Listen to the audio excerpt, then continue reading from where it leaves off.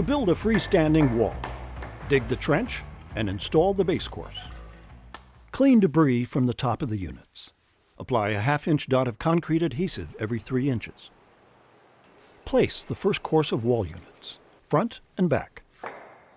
Start the second course. Place the units to maintain staggered running bond in both front and back. Glue each unit.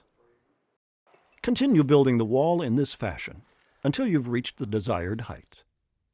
Maintain consistent spacing between walls with a level, for example. Cap the wall